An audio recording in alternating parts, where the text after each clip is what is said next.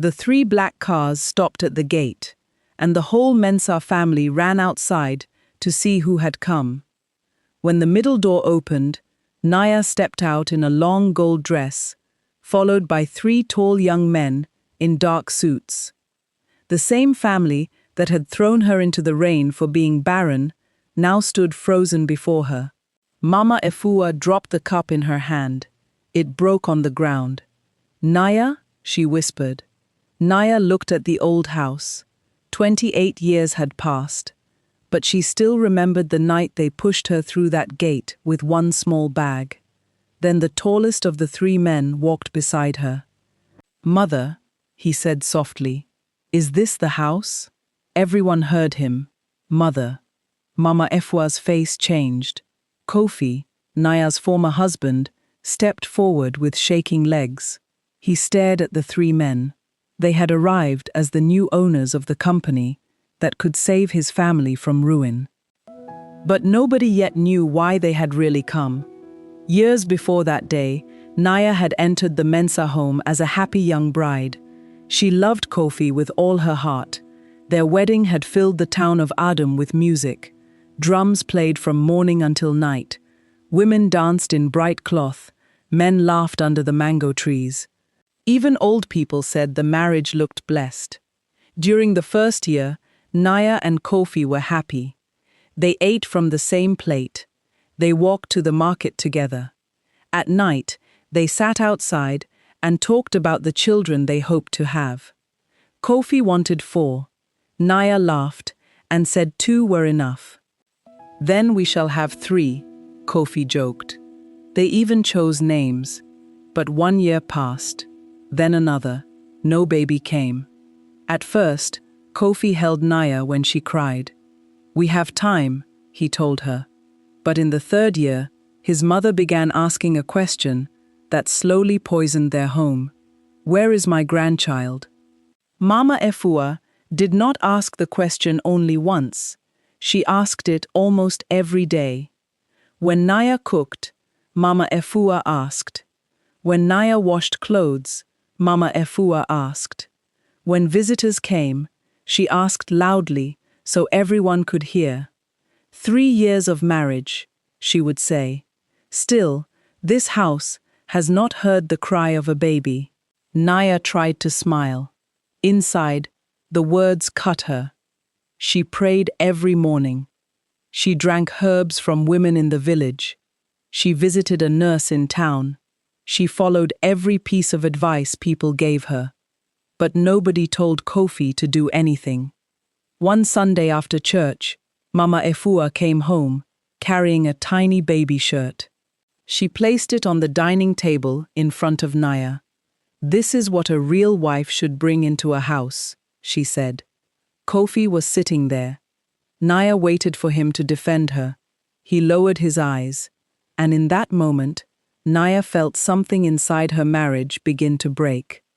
A week later, Naya went to a doctor in the city. The doctor was a calm woman named Dr. Sira. She listened carefully. Then she asked one simple question. "Has your husband also been tested?" Naya blinked. "My husband?" "Yes," Dr. Sira said. "When a couple has trouble having a child, we check both people. We should never blame only the woman." Naya felt as if a window had opened in a dark room. That evening, she told Kofi. He became angry at once. "You are saying I am the problem?" "No," Naya said quickly. "The doctor only said we should both check." Kofi stood up. "I am a Mensah man. Men in my family do not have such problems." Naya tried again, but Mama Efua heard them. She laughed so loudly that a worker outside could hear. "My son should be tested because of you." Naya stayed quiet. She did not know that Kofi was already hiding a secret. 2 months earlier, Kofi had quietly gone to another clinic. He had told no one. He went because a friend had asked him why he was so sure Naya was the problem. Kofi wanted proof. He wanted a doctor to tell him that he was strong and healthy. But the test did not give him the answer he wanted. The doctor explained that Kofi had a fertility problem. It did not mean he could never have children, but it could make it harder. There were treatments they could try. The doctor gave him a paper with the results. Kofi stared at it for a long time. Then he folded it and placed it deep inside his office drawer. He told nobody, not Naya, not his mother. Instead, he went home and allowed everyone to keep blaming his wife. And soon, Mama Efwa had a new plan. Her name was Abena. She was young, beautiful, and the daughter of Mama Efwa's old friend. One afternoon, Naya returned from the market and found Abena sitting in her living room. Mama Efwa was smiling beside her. Kofi looked uncomfortable. "Naya," Mama Efwa said, "this family needs children." Naya slowly placed her basket down. "What are you saying?" "I am saying my son cannot wait forever." Abena looked at the floor. Naya turned to Kofi. She hoped he would say the whole thing was foolish. Instead, Kofi said, "Maybe we should think about another way." Naya felt cold. "Another way?" Mama Efua smiled. "A second wife." Naya stared at her husband. She remembered the man who once promised to stand beside her through every storm. Now he could not even look at her. That night, Naya asked him one question. "Do you believe I am the reason we have no child?" Kofi did not answer. His silence told her everything. Abena moved into the family compound 3 months later. There was no large wedding. Mama Efwa said there was no need. She treated Abena like a queen. She gave her the best room. She bought her new clothes. Every morning, she carried milk and eggs to her door. "You must eat well," Mama Efwa said. "Soon you will carry our family's future." Naya became almost invisible. Kofi stopped eating with her. At night, he often slept in Abena's room. Still, Naya stayed. Part of her loved Kofi. Another part hoped he would remember the woman she had been before the whole house began calling her barren. Then one morning, Abena screamed. Everyone ran into her room. She was holding something in her hand. "I am pregnant," she cried. Mama Efwa began dancing. Kofi smiled. Naya stood near the door. And before the day was over, Mama Efwa made a terrible decision. That evening, Mama Efwa called a family meeting. Uncles came, aunts came, even neighbors stood near the windows. Naya sat alone on a wooden chair. Mama Efua stood before everyone. "This family has suffered enough," she said. She pointed at Abena. "God has finally answered us." Then she pointed at Naya. "And we no longer need a dry tree in our garden." Some people gasped. Naya's eyes filled with tears. Kofi sat beside his uncle. He said nothing. Mama Efwa ordered a houseworker to bring Naya's bag. It was already packed. Her dresses were pushed inside without care. "You planned this," Naya whispered. Mama Efwa opened the front door. "Leave." Naya looked at Kofi. "Will you really let them throw me out?" For a moment, he looked ashamed.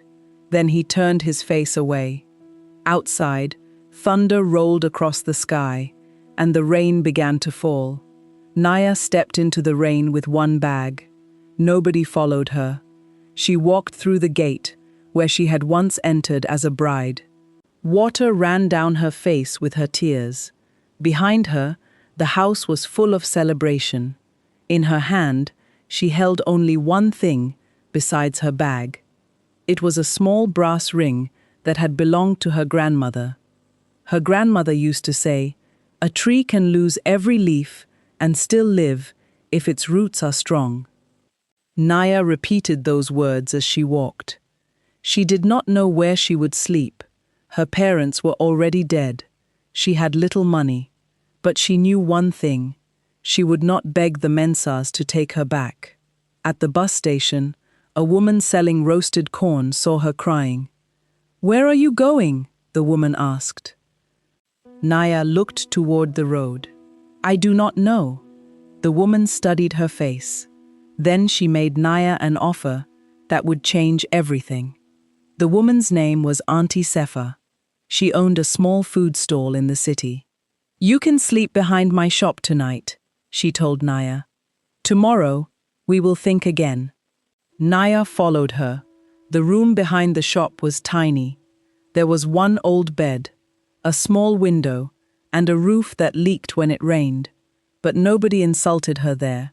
Nobody called her useless. The next morning, Naya woke before sunrise. She cleaned the stall. She carried water. She helped prepare food. When Auntie Sefa arrived, she was surprised. "You are my guest," she said. "I do not want to be a burden," Naya replied. So Naya began working at the stall. Weeks became months. She learned to smile again.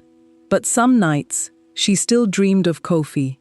Then one busy afternoon, an old man in an expensive shirt sat down to eat. And Naya noticed something strange beside his chair. A leather bag full of money had fallen to the ground. The old man left without seeing the bag. Naya picked it up. She opened it only enough to find a name card. There was more money inside than she had ever held in her life. Auntie Sefa stared at it. "That could change your life," she whispered. Naya shook her head. "It belongs to someone." She ran into the street. The old man was climbing into a car. "Sir," he turned. Naya held out the bag. "You forgot this." The man looked at the bag, then at her. "You opened it?" "Only to find your name." He counted nothing. Instead, he asked, "Why did you return it?" Naya looked confused. "Because it is yours." The man smiled. His name was Kojo Bediako, and the next question he asked surprised her even more. "Can you read numbers?" Naya could. Before her marriage, she had studied bookkeeping at a small college. But after marrying Kofi, Mama Efua had told her a wife belonged at home. Naya explained this to Kojo. He listened. "I own a transport company," he said. "One of my offices needs someone who can keep records." Naya almost laughed. She was wearing an old dress stained with cooking oil. "Why would you give such a job to me?" Kojo pointed at the leather bag. "Today, you had a chance to take what was not yours. You returned it." He smiled. "I can teach someone how my company works. I cannot teach an adult to have an honest heart." The next Monday, Naya entered Bediako Transport. She had no idea that small office would become the first step toward a completely different life. Naya worked hard. She checked every number twice. When drivers brought receipts, she kept them in order. When money went missing, she found the mistake. Within 1 year, Kojo moved her to the main office. Within 3 years, she was helping him manage several branches. She saved money. She rented a small home. She paid Auntie Sefa back for every meal she had eaten. But Auntie Sefa refused the money. "Use it to build your future," she said. Naya did not forget the past. Sometimes people from Adum came to the city. They brought stories. Abena had lost the baby she was carrying. After that, she had not become pregnant again. Mama Efwa had started taking her to healers. Yet nobody called Kofi barren. Nobody asked him to see a doctor. When Naya heard that, she felt pain. But she also felt something else. A question. What if the blame had never been hers? Years passed.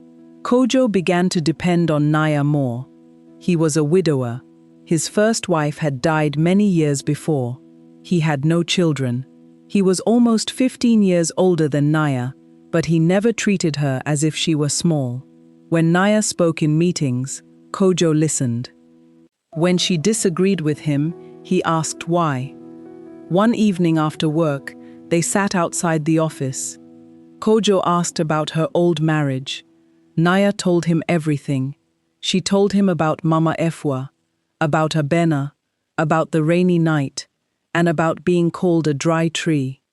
Kojo was silent for a long time. Then he said, "A person who cannot see your worth does not decide your worth." Naya looked at him. No man had spoken to her like that in years. Months later, Kojo asked if she would consider marrying again. Naya became afraid. Could she trust another family with her heart? Kojo did not rush her. He waited. He gave Naya time. For almost a year, they remained close friends. Then one evening, he took her to Auntie Sefa's stall. He did not bring a crowd. He did not bring musicians. He simply held Naya's hand. "I cannot promise you children," he said. "I cannot promise you a life without pain. I can only promise that I will never measure your value by what your body gives me." Naya cried. She had spent years believing she had failed as a woman. Now someone was telling her she had never needed to prove anything. She said yes. Their wedding was small. Auntie Sefa danced more than anyone. For the first time in many years, Naya felt safe. But one fear still followed her. What would happen if she never became a mother? Kojo never asked Naya for a baby. That made her love him even more. Still, Naya wanted to understand her own health. They visited a good hospital together. Unlike Kofi, Kojo did every test the doctors asked for. One afternoon, the doctor called Naya into her office. Naya's hands shook. She expected bad news. Instead, the doctor smiled. "There is no clear reason you cannot become pregnant." Naya stared at her. "No reason?" "We cannot promise anything," the doctor said. "But your earlier family should never have blamed you without checking both partners." Naya thought of Kofi. For years, she had carried shame that might never have belonged to her. She went home and cried in Kojo's arms. Months later, she became sick in the morning. Auntie Sefa smiled when she heard. "Go to the hospital." Naya went. The doctor looked at the screen. Then she looked again, and her eyes grew wide. "There are 3. Naya thought she had heard wrongly. 3 what? The doctor laughed. 3 babies. Naya covered her mouth. Kojo jumped from his chair. 3? The doctor pointed at the screen. 1, 2, 3. Naya began crying. Not because the babies proved her worth. She had already learned that her worth was not tied to motherhood. She cried because she had wanted children for so long. Kojo held her hand. "We will love them," he whispered. "All 3. Months later, Naya gave birth to 3 boys. They named them Kwame, Kweku, and Kwadwo. When Auntie Sefa saw the babies, she laughed until tears filled her eyes. "The dry tree has become a forest," she said. Naya smiled, but she corrected her gently. "No, Auntie, I was never dry." The 3 boys grew like young lions. Kwame was calm and careful. He loved numbers. Kweku loved machines and could take apart almost anything. Kwadwo loved people. He could enter a room full of strangers and leave with friends. Kojo taught them about work. Naya taught them about kindness. They never told the boys that money made them better than anyone else. When they wasted food, Naya took them to Auntie Sefa's old neighborhood. When they laughed at a poor boy's shoes, she made them apologize. "Money is a tool," she told them. "It is not your heart." Meanwhile, Bediako transport became much bigger. It moved goods across several countries. Then it entered shipping, then building, then technology. By the time the triplets were teenagers, newspapers were calling Kojo one of the richest men in the country. But back in Adum, the Mensah family was moving in the opposite direction, and Kofi's old secret was growing heavier every year. Abena never had a child. Mama Efua first blamed Abena. Then she blamed spirits. Then she blamed jealous neighbors. She never blamed Kofi. Years passed. and the Mensah family business began to fail. Kofi's father had built it from cocoa, land, and warehouses. But Kofi was careless. He borrowed too much money. He trusted the wrong people. He used company money for cars and parties.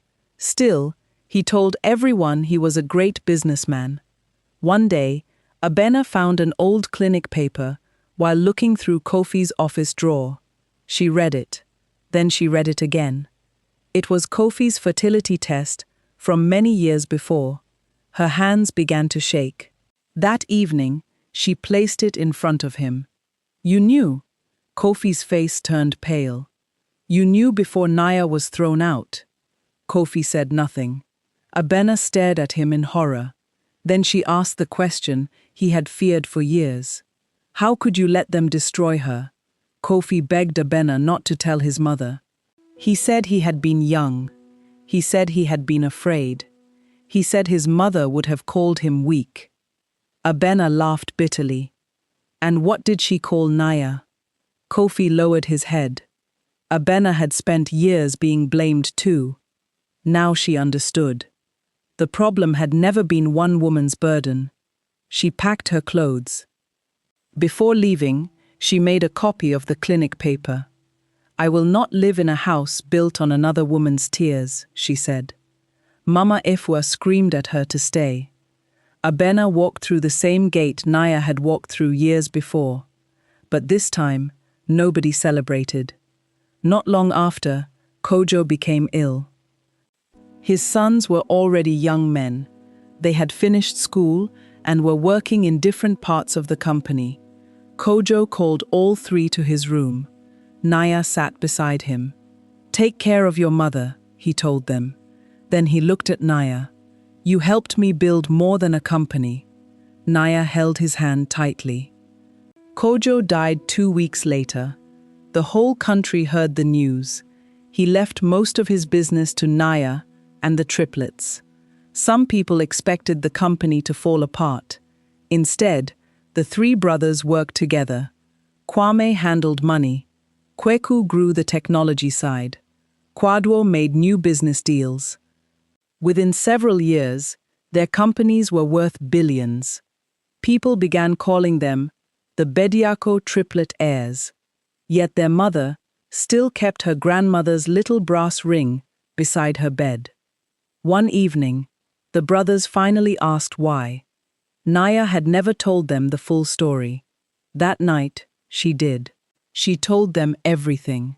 The happy wedding, the years without a child, the insults, the second wife, the bag packed before she knew she was leaving, and the rain. Kwame's jaw became tight. Kweku stood up. "They threw you out?" Naya nodded. "Because they thought you could not have children?" "Yes." Kwadwo looked hurt. "And our father?" "Kojo knew all of it," Naya said. "He never used my pain against me." The room became quiet. Then Kwame asked, "Where are these people now?" Naya looked at all three sons. "I did not tell you this so you could hate them, but it was already too late for one thing." The brothers wanted to know more. They did not attack the Mensahs. They did not threaten them. Instead, they quietly looked into the old family business. What they found surprised even Naya. The Mensah company was drowning in debt. Banks wanted their money back. Warehouses were being sold. Workers had gone months without full pay. Then Kwame found something else. Years earlier, when Naya was still married to Kofi, she had inherited a small piece of cocoa land from her father. After Naya was thrown out, that land somehow became part of the Mensah company. Naya had never sold it. She had never signed it away. Kwame brought the papers to her. "Mother, is this your signature?" Naya looked closely. "No." The brothers exchanged glances. Someone had taken more than her marriage from her. A lawyer studied the papers. The answer was clear. Naya's name had been used without her permission. The land had later become valuable because a large road was built nearby. part of the Mensah family business, now stood on it. Naya sat very still. She had spent years thinking they had only thrown her away. Now she learned they had also taken what belonged to her. "Do you want us to fight them?" Kweku asked. Naya shook her head. "We will not become cruel because they were cruel." Kwame nodded. "Then we use the law." The lawyers began working. At the same time, something strange happened. The Mensah family started looking for a rich investor who could save their company. Kofi contacted many business groups. Most refused. Then one company answered, Bediako Holdings. Kofi almost danced when he heard the name. Everyone knew the Bediako empire, but Kofi had never followed stories about the owners closely. The meeting was set for a Friday. Bediako Holdings said its owners wanted to meet at the Mensah family home before making any deal. Mama Efua ordered workers to clean everything. "This is our last chance," she said. Nobody in that house knew the name of the woman who would step out of the car. Friday came. 3 black cars entered the compound. The whole family went outside. The first door opened. Kwame stepped out. Then Kweku. Then Kwadwo. Kofi smiled nervously. 3 young billionaires, 3 brothers, 3 possible saviors. Then the middle car opened. A woman stepped out. She wore gold. Her hair was neat. Her back was straight. She did not look angry. That frightened Kofi even more. Mama Efua's cup fell and broke. Naya looked toward the gate. For 1 second, she was young again. She could almost feel the rain on her face. Then Kwame came beside her. "Mother, is this the house?"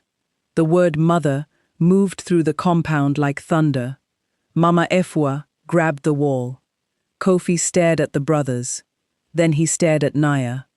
And he finally understood who had come to decide the future of his family. Nobody spoke for several seconds. Then Mama Efua shook her head. "No, no, these cannot be your sons." Naya did not answer. Kwadwo did. "We are her sons," Kweku added. "All 3 of us." Mama Efua sat down suddenly. Kofi looked as if the ground had disappeared under him. Naya did not smile. She did not mock them. She simply walked into the house with her sons. The same living room where Mama Efua had once told her she was useless was now prepared for the richest investors the Mensahs had ever welcomed. They sat around the table. Kofi tried to speak. "Naya, I can explain." Kwame placed a folder on the table. "We are not here for old explanations." Kofi looked at the folder. "What is that?" Naya answered. "The truth." And there was much more inside than Kofi expected. The lawyer opened the first file. It showed the land Naya had inherited. It showed the false papers. It showed how the Mensah business had used that land for years. Kofi began sweating. Mama Efua looked confused. "What does this mean?" "It means," the lawyer said, "part of this company was built on property taken from Madam Naya without her permission." Mama Efua turned to Kofi. "Is this true?" Kofi could not answer. Then another person entered the room. It was Abena. Years had changed her too. She walked straight to the table. "I brought something." She placed a copy of the old clinic report beside the land papers. Kofi closed his eyes. Naya looked down. She read the date. It was from before she had been thrown out. Her hands began to tremble.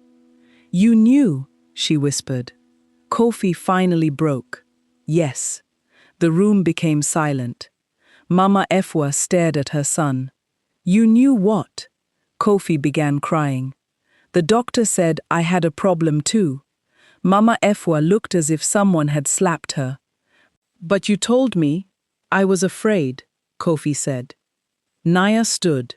For the first time in 28 years, Kofi looked directly into the eyes of the woman he had betrayed. "You watched them call me Baron," Naya said. Kofi cried harder. "I was ashamed." "So you gave me your shame?" He had no answer. Mama Efua covered her mouth. She remembered every cruel word, every laugh, every insult, every time Naya had cried alone.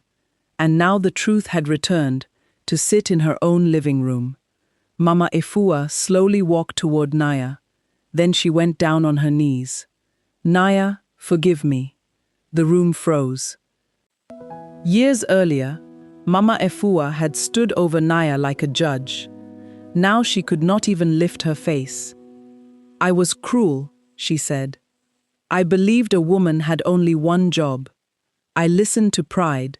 I did not listen to your pain." Naya looked at the old woman.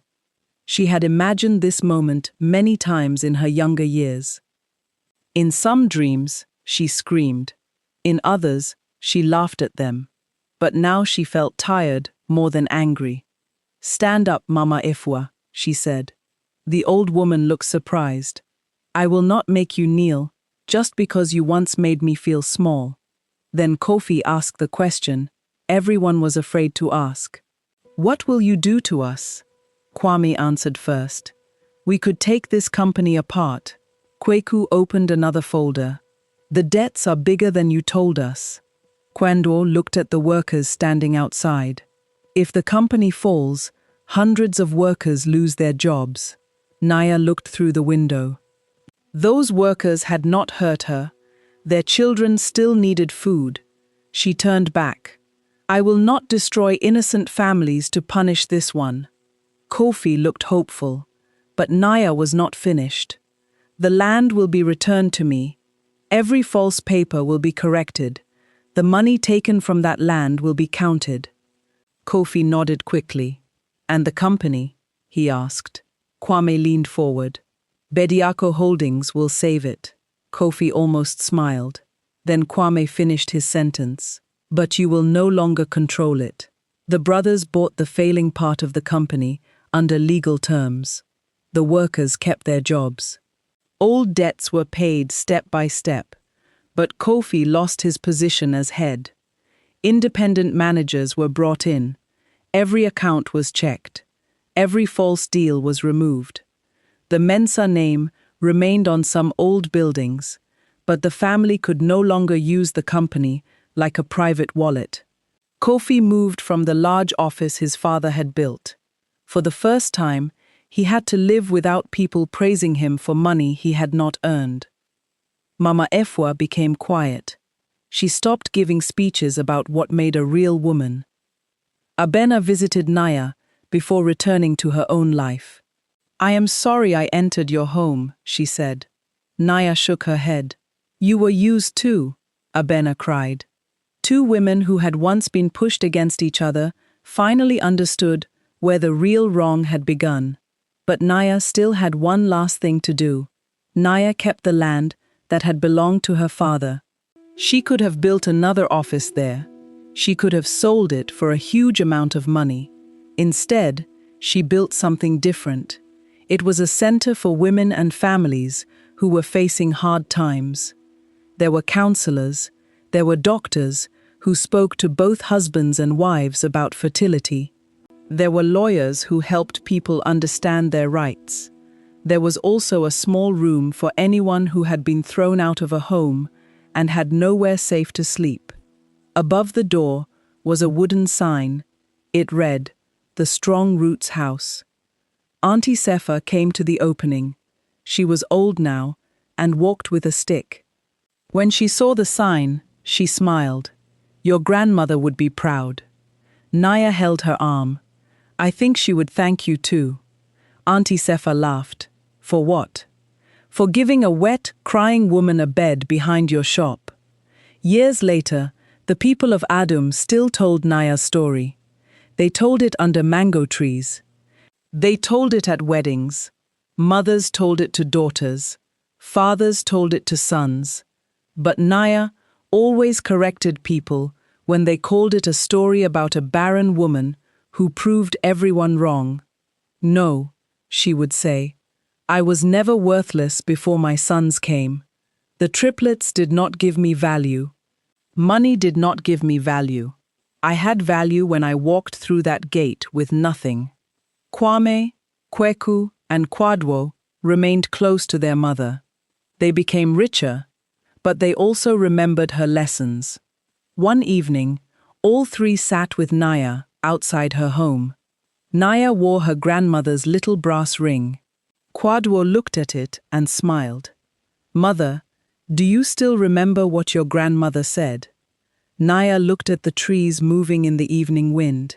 "Yes," she said, "a tree can lose every leaf and still live if its roots are strong." And far away, thunder began to roll. This time, Naya smiled at the sound of rain. The family that threw her away had believed a woman's worth could be counted by the children she gave birth to. They were wrong. Never judge a person by what they cannot control, because kindness and truth will always be worth more than pride. Thank you for listening to this story. If you enjoyed it, please hit the like button and subscribe so you never miss a new story. And please tell me in the comments, where are you listening from today? I would love to know. Until next time, goodbye.